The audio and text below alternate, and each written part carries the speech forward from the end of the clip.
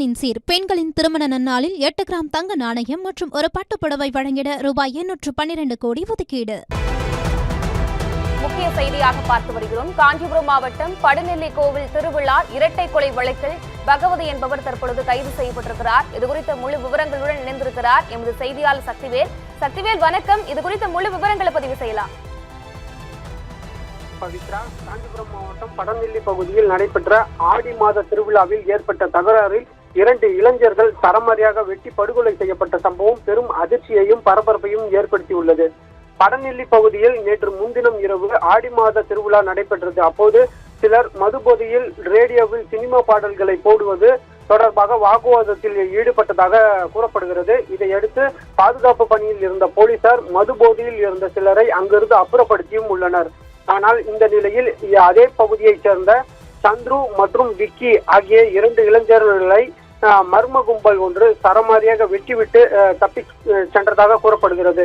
இரத்த வெள்ளத்தில் கிடந்த இருவரையும் சம்பவ இடத்திலேயே உயிரிழந்தனர். தகவல் அறிந்து அங்கு வந்த போலீசார் இருவரின் உடலையும் மீட்டு பிரேத பரிசோதனைக்காக செங்கல்பட்டு அரசு மருத்துவமனைக்கும் அனுப்பி வைத்தனர்.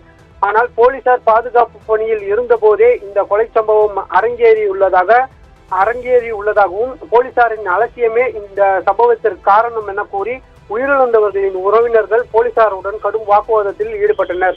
இதனிடையே தற்போது உயிரிழந்த 2 இளைஞர்களின் உறவினர்கள் அந்த பகுதியில் சாலை மறியலிலும் தொடர்ச்சியாக ஈடுபட்டு வருகின்றனர். இதனால் காஞ்சிபுரம் திருப்பதி செல்லக்கூடிய அந்த மாநில நெடுஞ்சாலையில் போக்குவரத்து நெரிசலும் ஏற்பட்டுள்ளது.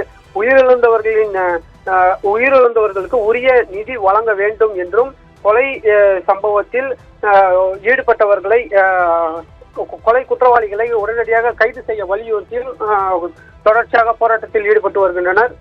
இதனால் அந்த சம்பவ இடத்தில் பெரும் பரபரப்பான சூழல் ஏற்பட்டு உள்ளது. பவித்ரா,